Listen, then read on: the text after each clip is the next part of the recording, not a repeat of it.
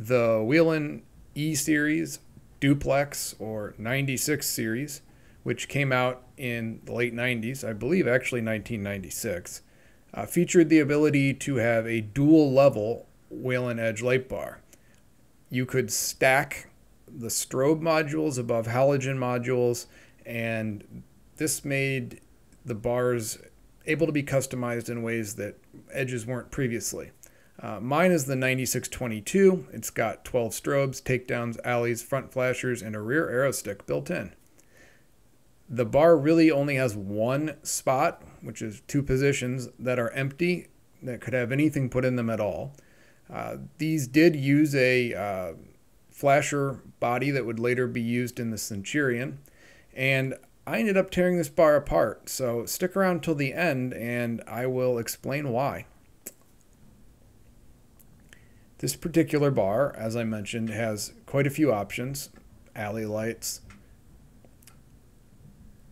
takedown lights, and front flashers, all of which are underneath strobes, and the front flashers have been set up to steady burn, which is a small clue about why this bar was ripped open today. Regardless, this bar across the front has no room for anything else. It has two full-size strobes on the ends, and it has four half-height, if you will, strobes in the middle over the front flashers and the takedowns. The bar is a low-current switching bar. Low current switching means that there's a large power and ground cable, then there's smaller wires that work on a lower amperage 12 volt to switch the features with. And the traffic advisor has a whole separate cable. So that's why there's three cables coming out of this light bar. The Matrix series was around for a while and stayed around for a while. And low current switching was what it did. It's called Relay Matrix. And it actually was, in one way or another, around since the very early Edge bars.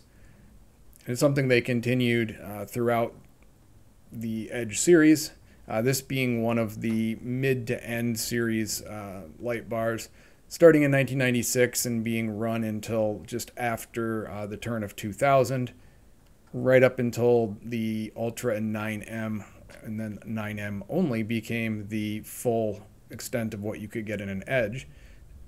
Interestingly enough, though, the 9M did, via method of split 400 series lamps, allow you to put halogen underneath strobe on the inboard sections still. So there weren't as specialized as modules, but it did have the ability to still, quote, duplex the center of the bar. At the time this came out, using these smaller strobe tubes and smaller halogen fixtures was a pretty interesting development, considering the dual level MX7000 and Vista were still attempting to rule in other arenas. This particular bar, and many from the same series, instead of having the traditional angled corner strobe tubes, they actually have forward facing, rear facing, and end strobe tubes that you can see over the alley lights here. So it's a stacked approach. The rear of the bar does have the traffic advisor, which I am running off of a time period correct Whelen controller. In this particular setup, it is in the single illumination and flash setup, but the controller actually has dip switches so that you could make it go sequence on, sequence off, sequence full. It's got many flash patterns for the traffic advisor even. But I think this one looks better on the smaller arrows that are in the light bar. Also, it provides a double flash and warning mode, which matches the front flashers now. So I think that looks good. The rear of the bar is independently controllable. You can obviously just use the arrow stick, but you also can just use the rear strobes. The front strobes are controlled in a similar way. You can use just the front strobes. And of course you can use all of them together. And this has been a feature for a very long time on Edge bars as well. So it continued on into this one. This particular bar, like I said, is pretty much full to the gills except for two spots, and you can see them over the last arrow stick lamps there. There's two blackouts. There's not enough positions on the power supply left to add two more strobes, but you could theoretically add brake lights, turn signals, or another set of flashers. So minus those blackouts up there, this bar is completely filled to the full extent that it could be filled. I did mention that I had this bar torn open today, and if you're interested, when this section of the video ends in a moment, I will explain why, and we'll see if anybody notices what's different about it from the last time I pictured it several years ago. So I was pretty sure I knew what controlled what, and I remembered this light bar having flashing front takedowns. And looking at the wiring schematic, it does have a wire for that. My bar does have that wire present, and I could have sworn the front takedowns flashed. I knew it was this later model flasher, which allowed for the takedowns to flash, and still allowed for what would be the front flashers in this case to flash independently of the takedowns being in steady burn mode, whereas in older Whelen Edge flashers, you would steady burn all the lights connected to the flasher when you went steady burn, making this setup impossible for this bar. So what I was hoping I would find when I got the bar open was the setup that I'm showing here, which is the ability to use the front takedowns and the flashers off the same flasher, but only steady burn the front takedowns. That's what I remembered the bar doing, so I was wondering why it wasn't doing it, because it wasn't doing it today when I got it out. So I opened it up and I was trying to figure out what was broken actually. And when I got it open, I actually made the discovery that it was my memory that was broken. And this is how the setup was. The front flashers were run to the front outputs, which are flashing or steady burn outputs. There was nothing run to the rear outputs or third and fourth outputs, and the takedowns were completely separately wired. They were just run to the relays outside of the flasher. There was no involvement with the flasher at all.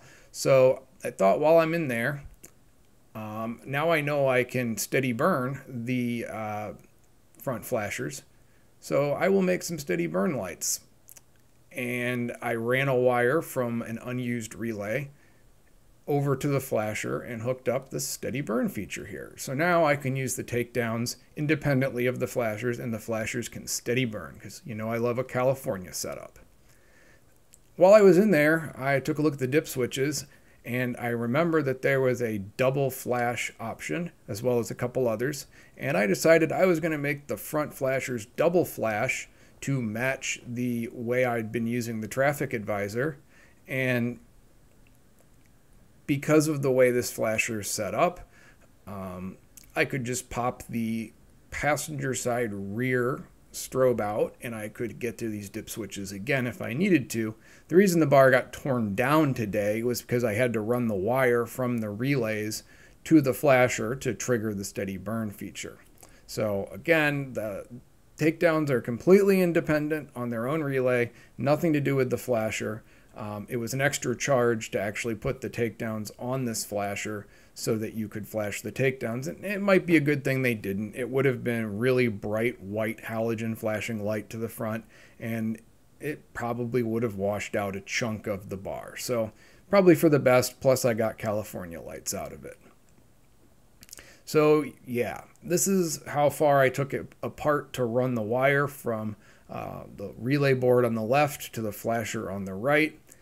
And it wasn't that big a deal. It's just there's a lot of little screws that go into plastic grommets, and filters sometimes stay with the lights in the case of strobes, and other times they do not with the halogens. So it's a little tedious to take apart, but it really makes quite a bit of sense, and there's no surprises as far as how you're going to have to get this apart. So it was a relatively quick, for what it was, procedure to run another wire from left to right on the back of the bar. So I decided I would test it before I buttoned it back up, and everything worked as planned. So I just ran through the features a few times here to make sure that I wasn't going to get all the lenses back on and figure out that I didn't do something right. I'd actually tested it as I went as well, doing the various changes. But in the future, if I wanted to change the flash pattern on the front flashers, I would not have to take the bar apart, aside from that passenger side rear strobe, to get to the dip switches. It's actually probably debatable. I could take the side passenger strobes off, strobe and alley off, to get to those dip switches. It's pretty easily accessible in there. And I filmed my tear down and put back together process, and the footage was terrible.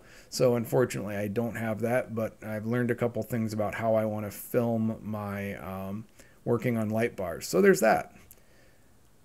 The aero bar, this is the controller that I ended up using, and again I just double checked it that it was working properly before I buttoned the thing up. So that's the story of why it got torn down today to go California in double flash. So I'm going to throw the lenses back on here in like 500 times the speed that I actually did it. And I thank you for watching, and have a great day. Like and subscribe if you like this sort of content, and you'll see more of it in the future.